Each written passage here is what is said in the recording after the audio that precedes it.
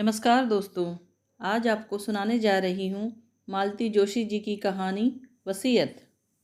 ओंकार सीटी बजाते हुए घर में दाखिल हुआ ही था कि बरामदे में बैठे हरीश को देखकर एकदम सकपका गया। नमस्ते भैया, आज आप घर में कैसे? तुम्हें कोई एतराज़ है? हरीश ने कहा तो ओंकार और भी सहम गया। उसकी हालत देखकर हरीश को हंसी आ गई। कहा, मैं तो खैर अपने घर में बैठा हूँ, पर आज आपकी सवारी इधर कैसे?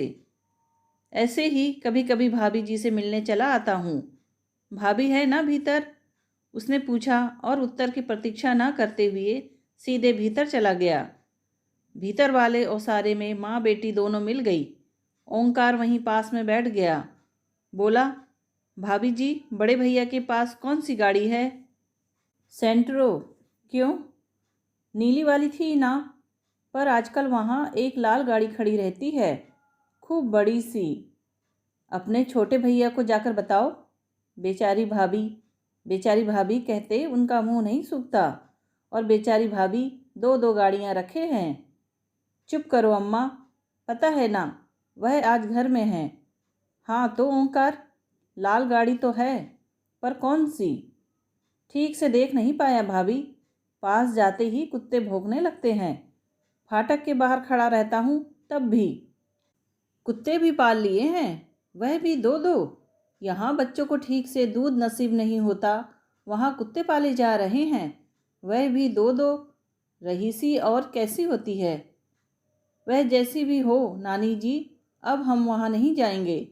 बड़े जबरा कुत्ता हैं, हमको चीर डालेंगे। मैं गरीब बेमौत मारा जाऊंगा। 10-10 हज़ार के इंजेक्शन आते हैं, कहाँ से लगवाऊंगा?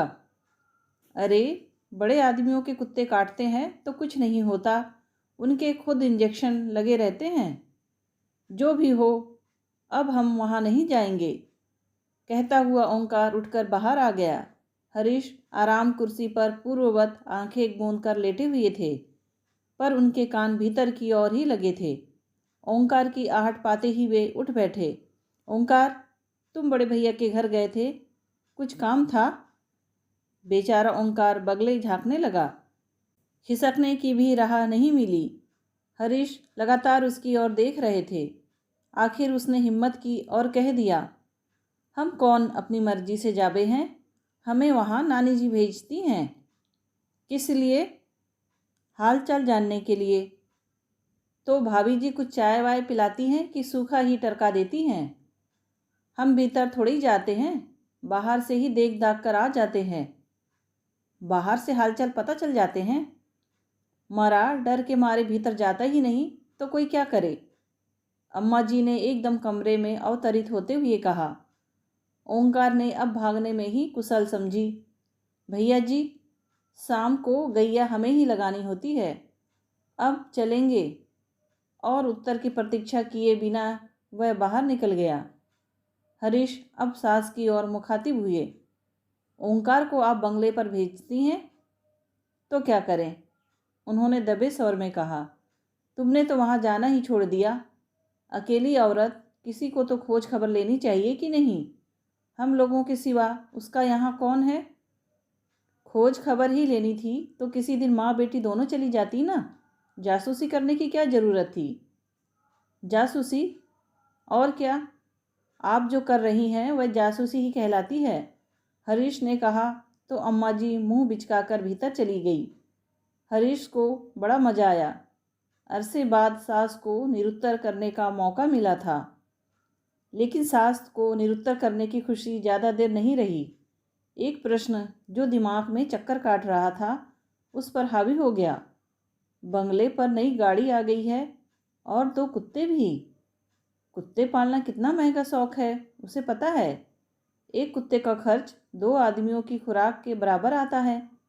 फिर उनकी साज संभाल के लिए नौकर चाकर भी तो चाहिए। यह काम भाभी के बस का तो नहीं है।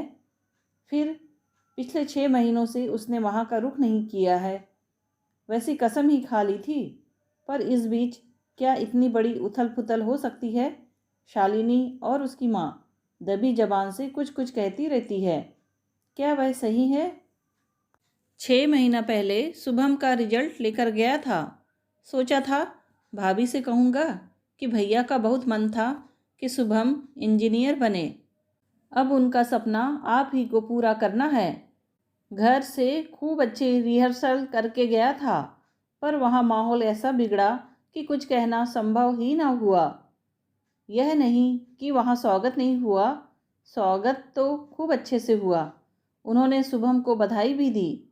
उसके लिए आशीर्वाद स्वरूप 500 का नोट भी लिफाफे में डाल कर दिया। चाय नाश्ता भी करवाया, पर सब कुछ ठंडा ठंडा सा था। उनमें संबंधों की ऊष्मा नहीं थी। वैसे भी उनसे सुसंवाद कभी था ही नहीं, पर भैया के रहते ये बातें सतह पर नहीं आई थी। अब जैसे सब कुछ सामने आ गया। चाय के बाद वह शुभम को लेकर भैया के सपने की बात कहने ही जा रहा था कि भाभी ने कहा, चलो अच्छा हुआ शुभम के रिजल्ट के बहाने ही सही तुम आए, तो नहीं तो 13 के बाद तो तुम यहाँ का रास्ता ही भूल गए थे। जानते तो थे कि इस घर का एकमात्र कमाऊ सदस्य अब नहीं रहा। फिर एक आध बार आकर देखना तो था कि भाभी कैसी है, किस हाल में है। हरीश का सिर शर्म से झुक गया। वह अपनी सफाई में कुछ कहना ही चाहता था कि भाभी बोली, तुम्हें शायद डर लगा होगा कि भाभी कुछ मांग ना ले। ठीक है ना? मैं तुमसे क्या मांगती हरीश, जिसने पिता समान भाई की अंत्येष्टि के लिए भी दूसरों के सामने हाथ फैलाया था, उससे मैं क्या मांगती और मुझे वह क्या दे देता। सॉरी भाभी, पर उस समय हाथ सचमुच बहुत तंग था। उसने घुटी सी आवाज़ में कहा। हाथ तो तंग होना ही था। तुम्हारी एटीएम मशीन जो बीमार पड़ी थी, अब तक तो तुम्हारी हर समस्या वे ही सलहते आ रहे थे। बच्चों की फीस हो या साल भर का अनाज हो, सर्दियों के कपड़े हो या छुट्टियों की प्लानिंग हो, सब कुछ वे ही तो करते थे। उन्हीं बातों को याद करके तुम अपने भाई के लिए लकड़ी ही खरीद लेते तो मुझे अच्छा लगता। दोस्तों से उधारी की बात तुमने मुझसे बाद में कही, इससे अच्छा था मुझसे ही मांग लेते। बाहर वालों के सामने उस राजा आदमी की बेइज्जती तो ना होती।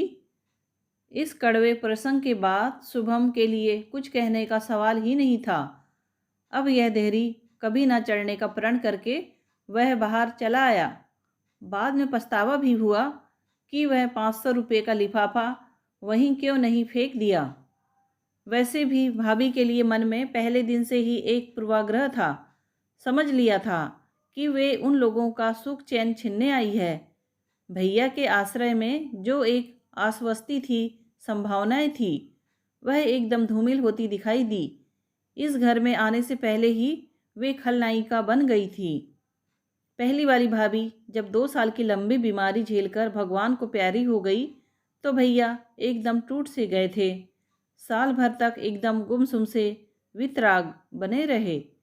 फिर इस अवसाद से उभरने के लिए उन्होंने अपने आप को काम में झोंक दिया, दुगुने जोश से।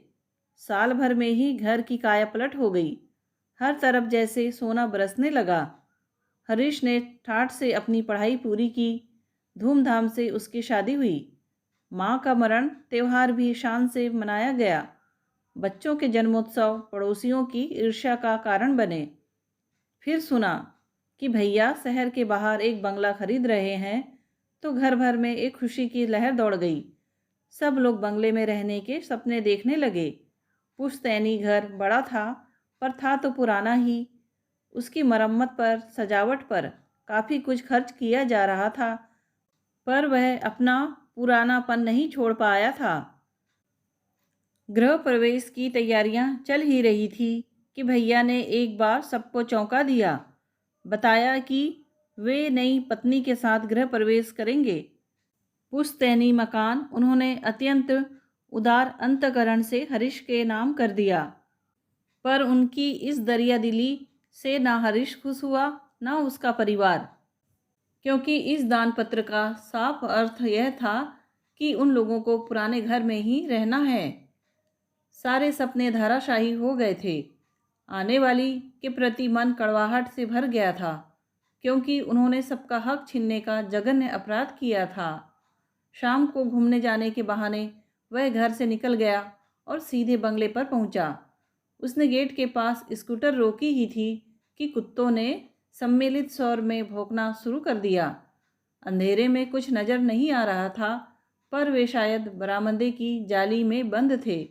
भीतर जाना कितना निरापद है, इस पर वह विचार ही कर रहा था कि एक बलिष्ठ हाथ उसकी गर्दन पर पड़ा। उतनी ठंड में भी उसके पसीने छूट गए। मुड़ कर देखा, हाथों का मालिक भी उतना ही बलिष्ठ था और उसे आग्नेय नेत्रों से घूर रहा था। हेलो मिस्टर, दूसरों के घर में ताक झांक करते शर्म नहीं आती? ये दूसरों का घर नहीं है, मेरे भाई का घर है, उसने हिम्मत बटोरते हुए कहा। कौन भाई? उसने भैया का नाम बताया। वे तो अब नहीं हैं, पर भाभी तो है, मैं उनसे ही मिलने आया हूँ। भाभी भी अब यहाँ नहीं रहती। यह बंगला अब मैंने खरीद लिया है। क्या बात करते हैं? दिन में आना, पेपर्स दिखा दूंगा, उन्होंने दबंग आवाज में कहा। लूटा पिटा सा अपनी जान छुड़ाकर हरीश वहाँ से चला आया। बाद में ध्यान आया कि भाभी के बारे में तो पूछा ही नहीं कि वे कहाँ गई, पर अचानक पकड़े जाने के कारण उसकी सिट्टी पिट्टी गुम हो गई थी। उसे कुछ होश ही ना रहा। रात भर उसे नींद नहीं आई। शालिनी से बात करना चाहता था, पर हिम्मत नहीं पड़ी।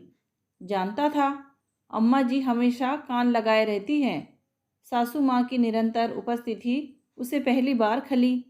इकलौती कन्या से शादी करते समय केवल प्रॉपर्टी का ध्यान था।